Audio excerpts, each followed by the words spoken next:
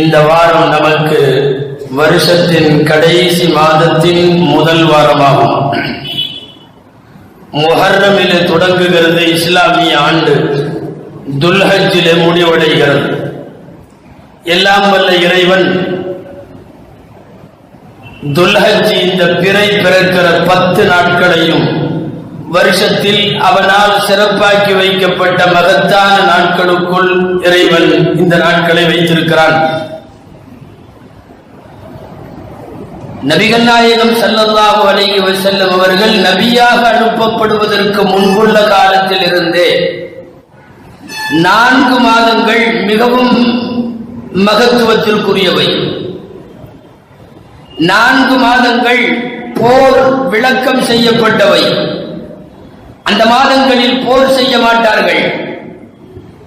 அல்லாஹுவை வணங்கி வழிபடுவதற்கு மிக அதிகமாக அவர்கள் தேர்வு செய்த அந்த 4 மாதங்களிலும் ரஜப், துல்கஅதா, துல்ஹஜ், முஹர்ரம் இந்த 4லும் சிறப்பு என்கிற ஒரு மகத்துவம் இப்போது நாம் அடைய இருக்கின்ற இந்த துல்ஹஜ் மாதத்திற்கு உண்டு. போர் விளக்கு செய்யப்பட்ட மாதம், உலக முஸ்லிம்கள் ஹஜ் கடமையை நிறைவேற்றுகிற மாதம், உலக முஸ்லிம்கள் குர்பானியை நிறைவேற்றுகிற மாதம், உலக முஸ்லிம்கள் எல்லாம் தியாக சிந்தனைகளோடு எதிர்நோக்குகிற மாதம் என்றெல்லாம் ஏராளமான சிறப்புகள் நாம் இன்றைக்கு சந்திக்கிற இந்த மாதத்திற்கும் இதன் ஆரம்ப 10 நாட்களுக்கும் உண்டு. நாம் அறிந்திருக்கலாம், முத்தான 3 10 நாட்கள் எல்லாம் வல்ல இறைவன் நமக்கு வணக்க வழிபாடுகளுக்கு என்று வழங்கி இருக்கிற பெரும் அருட்கொடை. ரமலானுடைய கடைசி 10, இப்போது நாம் அடைந்திருக்கிற துல்ஹஜ் மாதத்தினுடைய முதல் 10, அடுத்த மாதமான முஹர்ரம் மாதத்தினுடைய முதல் 10, இந்த 3 முத்தான 10கள் ரமலானுடைய அந்த கடைசி 10 முடிகிற போது ஈதுல் ஃபித்ர் பெருநாளை அல்லாஹ் தந்திருக்கிறார். இந்த 10 நாட்கள் முடிகிற போது பக்ரீத் என்கிற பெருநாளை தந்திருக்கிறார். முஹர்ரமினுடைய 10 நாட்கள் முடிவடைகிற போது ஆஷூரா என்கிற திருநாளை தந்திருக்கிறார்.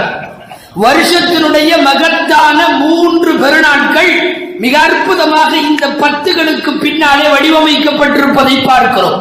அந்த அடிப்படையில் பெருநாளை சந்திப்பதற்கு முன் நமக்கு கிடைத்திருக்கிற பாக்கியமான 10 நாட்கள் இப்போது நாம் அடுத்து அடையவிருக்கிற 10 நாட்கள். காலங்களில் சில காலத்தை சிலவற்றை மேம்படுத்துபவன் அவன், இடங்களில் சிலவற்றை விட மேம்படுத்துபவன் அவன். எல்லா சிறப்புகளையும் சில பொருட்களுக்கு தருவதை தன் உரிமையாக வைத்திருக்கின்ற ரப்புல் ஆலமீன் காலங்களில் ஜும்மாவை மேம்படுத்தினான், ரமலானை மேம்படுத்தினான். அந்த அடிப்படையில் இந்த 10 நாளையும் மேம்படுத்தினான்.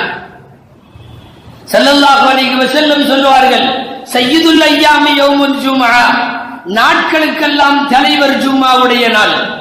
திருக்குர்ஆன் இறக்குவதற்கு தேர்வு செய்த ரமலான் மாதம்.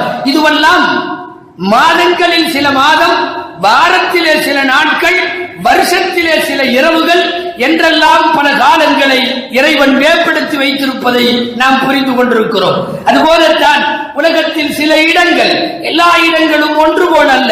அல் மசாஜிது ஸலாஸா, அல் அக்ஸா, மஸ்ஜிதுல் அக்ஸா, மஸ்ஜிதுல் ஹராம், மஸ்ஜிதுல் நபவி என்று சில இடங்களுக்கு உலகத்தில் இருக்கிற எல்லா இடங்களை விட குறிப்பாக ஹஜ்ஜுக்கு போகிற போது ஒரு ஹாஜி அவன் புறப்பட்டு சென்றடைகின்ற அத்தனை இடங்களும் உலகத்தின் எல்லா இடங்களை விட பாக்கியத்திற்குரியவை அல்லவா?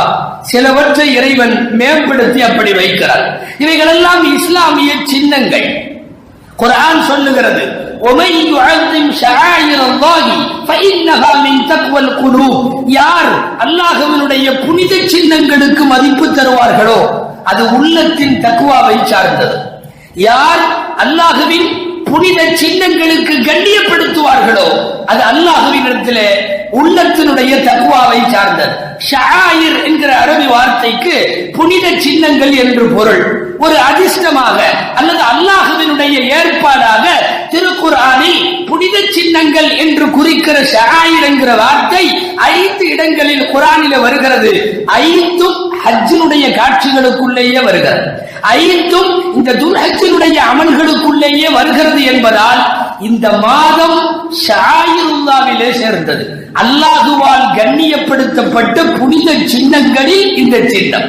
பாங்கு ஒரு இஸ்லாமிய சின்னம், ஹத்னா செய்யுதல் ஒரு இஸ்லாமிய சின்னம், தாடி ஒரு இஸ்லாமிய சின்னம், அமர்ந்து சிறுநீர் கழித்தல் ஒரு இஸ்லாமிய சின்னம், தினந்தோறும் தொழப்படுகிற ஐவேளை தொழுகை இஸ்லாமிய சின்னம், ஒரு குறிப்பிட்ட மாதத்தில் வைக்கப்படுகிற நோன்பு இஸ்லாமிய சின்னம்.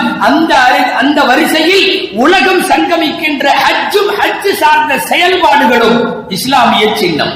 இந்த வரிசையில் புனிதமான நினைவு சின்னமாக போற்றி பாதுகாக்கப்படுகிற ஒரு பெரும் பாக்கியத்தை, பேற்றை எல்லாம் வல்ல ரப்புல் ஆலமீன் இன்றைக்கு நாம் சந்திக்க இருக்கிற இந்த துவக்கமான 10 நாட்களுக்கென்று இறைவன் வழங்கி இருக்கிறார். இந்த 10 நாட்களை குறித்து நபிமார்களிடத்திலேயும் நல்லோர்களிடத்திலேயும் என்னவெல்லாம் ஏற்பாடுகள் இருந்தது, சிறப்புகள் சொன்னார்கள் என்பதையெல்லாம் நாம் இந்த முதல் வாரத்திலே சிந்திக்க கடமைப்பட்டிருக்கிறோம். ஸல்லல்லாஹு அலைஹி வஸல்லம் சொல்வார்கள், மாமின் ஐயாமின் அல் அமலு சாலிஹு ஃபீஹின்ன அஹப்பு இலல்லாஹ் மின் ஹாதிஹில் ஐயாம்.